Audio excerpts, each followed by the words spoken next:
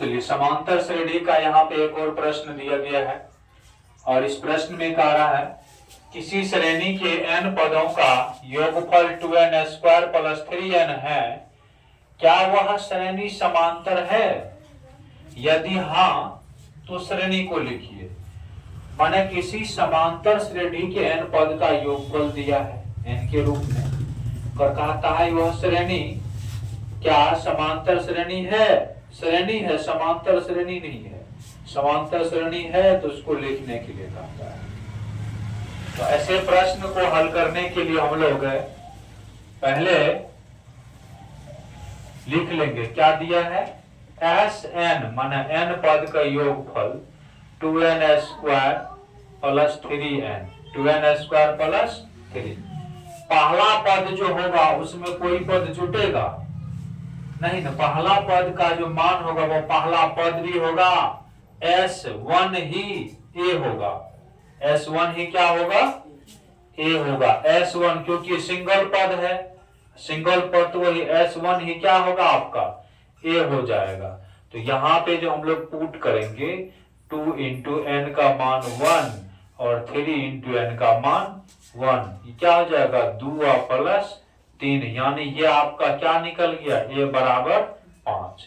S2 2 माने दो पद जुटेगा, पहला और दूसरा पद जुटेगा, तो S2 निकालेंगे तो 2n स्क्वायर प्लस 3n, तो यहाँ पे n का मान 2 पुट कर देंगे और n का मान 2, तो 2 का स्क्वायर 2 दूनी 4, 4 दूनी 8 प्लस 3 दूनी 6, तो बाबू S2 का मान क्या हो गया?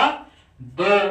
ये A2 नहीं है, S2 है। दो पद का योग दिया गया है 14, हमको दूसरा पद निकालना है।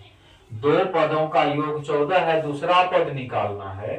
तो दो पद के योग में से अगर दूसरा पद निकालना है तो आसानी से निकालेंगे, क्योंकि पहला पद तो हमें मालूम है, दो पद में से घटा देंगे, है ना। A2 अगर हम निकालेंगे तो S2 माइनस A होगा, S2 माइनस A।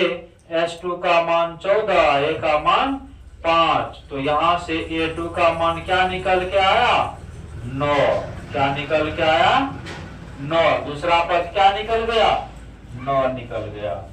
अब यहां से फिर हमें क्या निकालना है? S3 का मान निकालना है। तो Sn में n की जगह क्या पुट कर देंगे?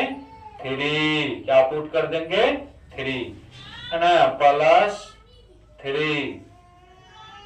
3 तिया 9 दूनी 18, 3 तिया 9 कितना हो जाएगा? 27। 3 पद का योग न हुआ, लेकिन तीसरा पद नहीं न है, 3 पद का योग हुआ। अगर तीसरा पद आपको निकालना है तो इसमें से जो दो पद का दो पद जो है पहला दूसरा, उसको हमको क्या करना पड़ेगा? घटाना पड़ेगा। क्या करना पड़ेगा?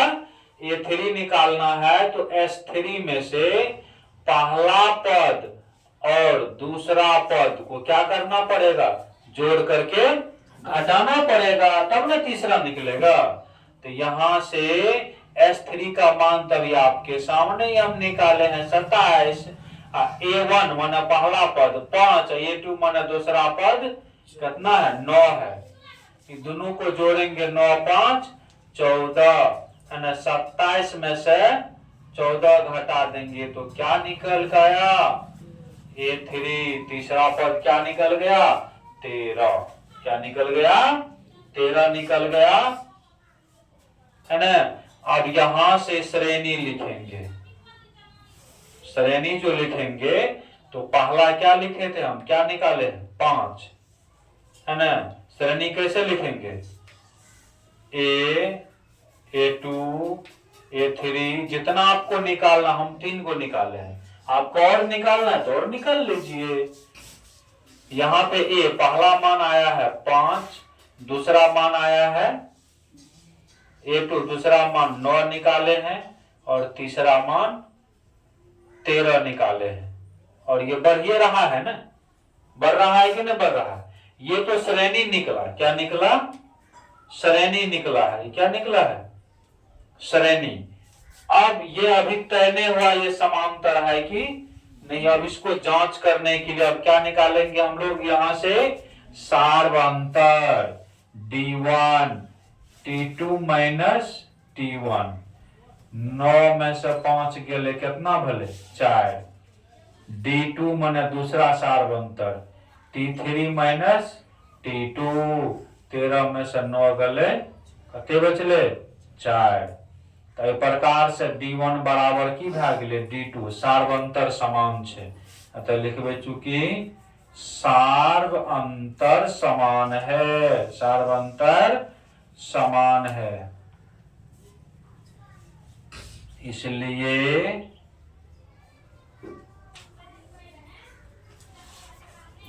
श्रेणी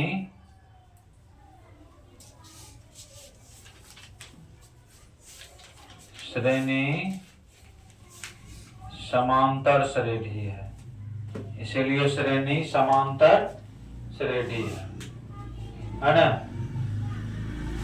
इसलिए श्रेणी समांतर श्रेणी है। ये आपका प्रश्न का जवाब हो गया।